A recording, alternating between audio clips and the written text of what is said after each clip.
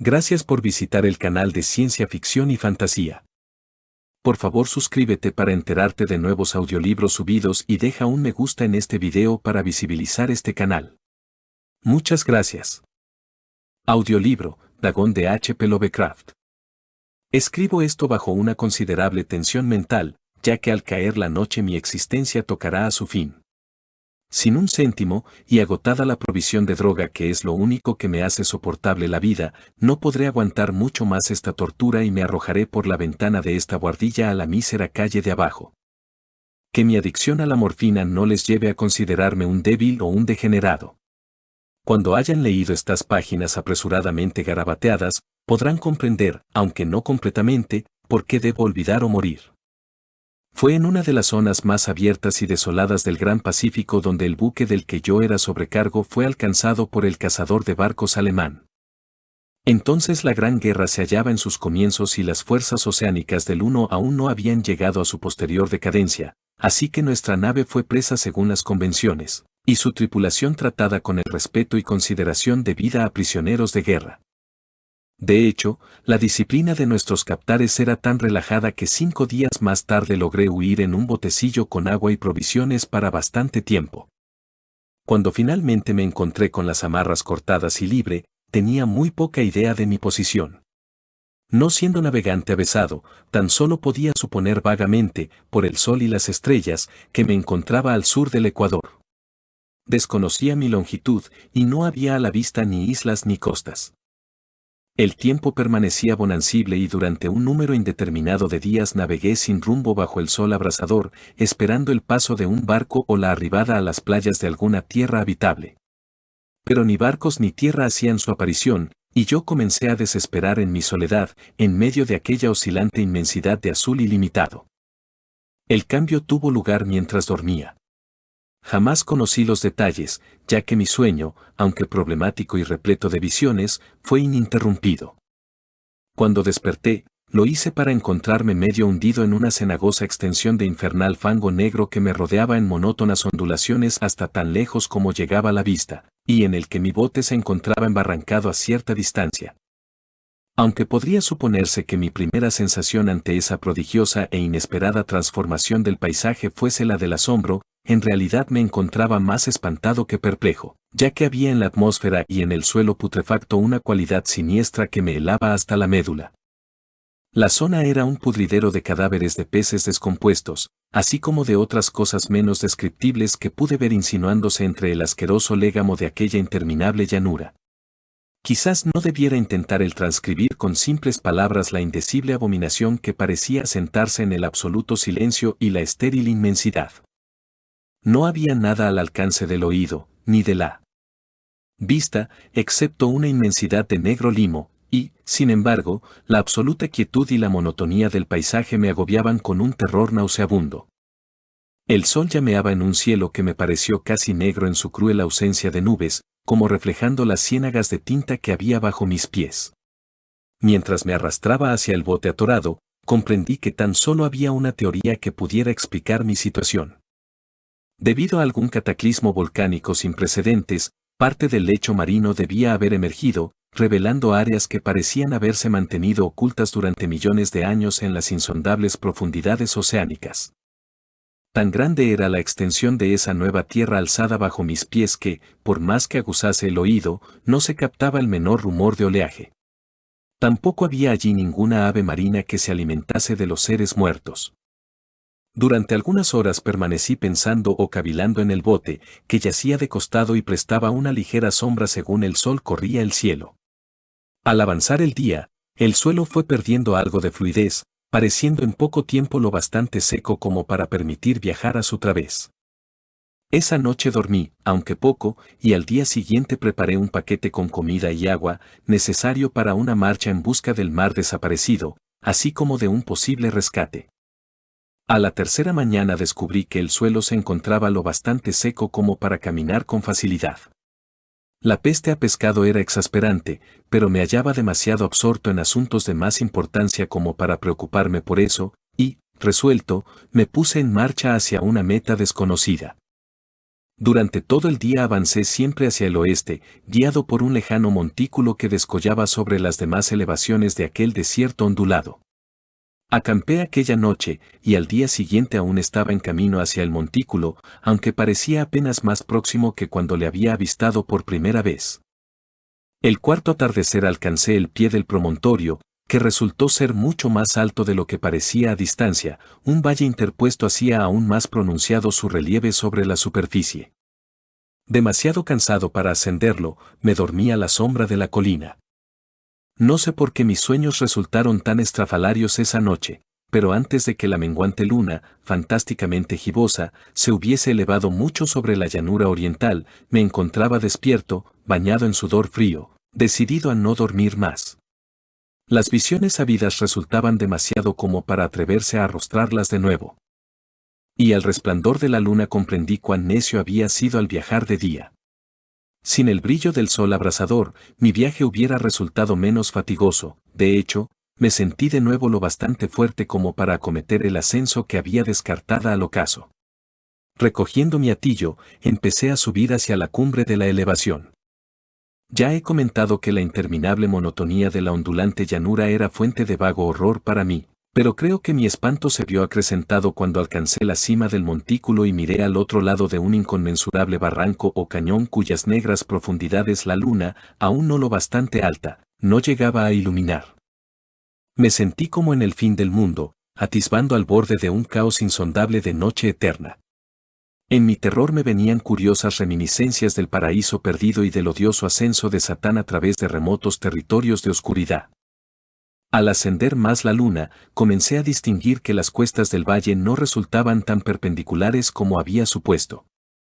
Salientes y afloramientos de piedra proporcionaban apoyos fáciles y seguros para el descenso, además de que a partir de unos pocos cientos de metros la pendiente se hacía más gradual.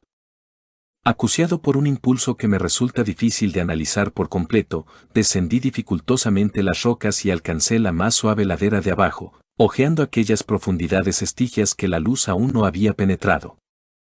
Sobre todo, mi atención se vio prendida por un objeto grande y singular de la ladera opuesta, que se alzaba a pico 100 metros más adelante, un objeto que relucía blanquecino a los recién llegados rayos de la luna en ascenso. Era tan solo una gigantesca pieza de roca, como pronto pude cerciorarme, pero yo había tenido una clara idea de que su contorno y ubicación no eran completamente obra de la naturaleza. Un examen más detenido me colmó de indescriptibles sensaciones, ya que a pesar de su enorme tamaño y de que se encontraba situado en un abismo abierto en el fondo de los mares desde la juventud de la Tierra, vi más allá de cualquier duda razonable que el extraño objeto era un monolito perfectamente tallado, cuya inmensa mole había conocido el trabajo y quizás la adoración de criaturas vivas y racionales.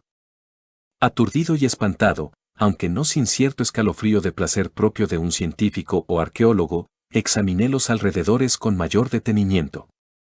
La luna, ahora próxima al cenit, brillaba de forma extraña y vívida sobre los colosales peldaños que circundaban el abismo, revelando el hecho de que un regato de agua fluía al fondo, perdiéndose de vista en ambos sentidos y casi llegando a lamer mis pies cuando fui a detenerme al pie de la ladera. Al otro lado del barranco, las pequeñas olas golpeteaban la base del ciclópeo monolito, en cuya superficie puede ver entonces cinceladas inscripciones y toscos relieves. La escritura estaba formada por un sistema de jeroglíficos desconocidos para mí, distinto a cuanto hubiera visto en los libros, consistía en su mayor parte en símbolos acuáticos convencionales, tales como peces, anguilas, pulpos, crustáceos, moluscos, ballenas y cosas así. Algunos caracteres, obviamente, representaban seres marinos desconocidos para el mundo moderno, pero cuyos cuerpos en descomposición yo había observado en la llanura surgida del océano. De entre todo, no obstante, fueron los relieves pictóricos los que más me subyugaron. Visibles con claridad al otro lado del agua interpuesta, gracias a su enorme tamaño, formaban un cúmulo de bajorrelieves cuyos motivos hubieran podido despertar la envidia de un doré.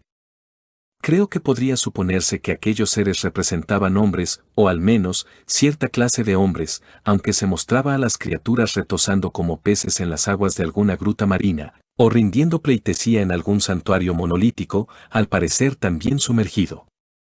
No osaré entrar en detalles acerca de sus formas y rostros, ya que el siempre recuerdo me provoca vértigos. Grotescos más allá de la imaginación de un Poe o un Bulwer, resultaban en líneas generales condenadamente humanos a pesar de sus manos y pies palmeados, labios espantosamente gruesos y fofos, vidriosos ojos saltones. Así como otros rasgos aún menos agradables de recordar. Cosa bastante curiosa, parecían cincelados sin guardar proporción con su escenario oceánico, ya que una de las criaturas era representada en el acto de matar a una ballena retratada como apenas un poco más grande. Reparé, como digo, en su deformidad y extraña estatura, pero enseguida decidí que se trataba sencillamente de los imaginarios dioses de alguna primitiva tribu de pescadores o marineros, una tribu cuyo último descendiente había muerto antes de que naciera el primer antepasado del hombre de Piltón o el del Neandertal. Espantado por este inesperado vistazo a un pasado más allá de la imaginación del más aventurado de los antropólogos, estuve meditando mientras la luna vertía extraños reflejos en el silencioso canal que había ante mí. Entonces, bruscamente, lo vi. Con tan solo un ligero chapoteo indicando su llegada a la superficie, el ser apareció sobre las oscuras aguas. Inmenso, semejante a un polifemo, espantoso, se lanzó como un tremendo monstruo de pesadilla hacia el monolito, al que rodeó con sus gigantescos brazos escamosos al tiempo que abatía su monstruosa cabeza para prorrumpir en algunos sonidos pausados. Creo que enloquecí entonces. De mi frenético remonte de la ladera y el risco, así como de mi delirante regreso al bote embarrancado, poco es lo que recuerdo. Creo que canté durante largo trecho, y que reía de forma extraña cuando ya no fui capaz de seguir cantando. Guardo confusos recuerdos de una gran tormenta desencadenada algún tiempo después de llegar al bote, y de alguna manera sé que oí retumbar de truenos, así como otros sonidos que la naturaleza profiere tan solo en sus más desbocados momentos. Cuando volví de entre las sombras me hallaba en un hospital de San Francisco, llevado allí por el capitán del barco norteamericano que había recogido mi bote en mitad del océano. Había hablado mucho durante mi delirio, pero descubrí que habían prestado escasa atención a mis palabras. Mis salvadores nada sabían de tierras afloradas en el Pacífico, y no vi la necesidad de insistir sobre cosas que sabían no creerían. En cierta ocasión acudí a un famoso etnólogo y lo entretuve con curiosas preguntas acerca de la vieja leyenda filistea de Dagón, el dios pez, pero advirtiendo enseguida que era irremisiblemente convencional, desistí de mi interrogatorio. Es durante la noche, sobre todo, cuando la luna es gibosa y menguante, cuando veo al ser. Probé la morfina, pero la droga ha resultado ser tan solo una solución pasajera y me ha atrapado entre sus garras como esclavo sin esperanza de remisión. Así que voy a acabar con todo, habiendo escrito una relación completa para el conocimiento o la engreída diversión de mis semejantes. A menudo me pregunto si no habrá sido todo una fantasía. Un simple monstruo de la fiebre sufrida mientras yacía preso de la insolación y enloquecido en el bote descubierto, tras mi huida del buque de guerra alemán. Eso me digo, pero siempre me viene una espantosa y vívida imagen a modo de respuesta. No puedo pensar en el profundo mar sin estremecerme ante los indescriptibles seres que puede que en este mismo instante estén reptando y removiéndose en sus fondos cenagosos, adorando arcaicos ídolos de piedra y tallando sus propias y detestables imágenes en obeliscos submarinos de resumante granito. Sueño con el día en que puedan emerger entre el oleaje y sumergir entre sus garras a los restos de una humanidad débil y agotada por la guerra, el día en que la tierra se hunda y el oscuro lecho marino se alce entre el pandemonium universal. El fin está próximo. Escucho un ruido en la puerta, como si un cuerpo inmenso y resbaladizo se debatiera contra ella.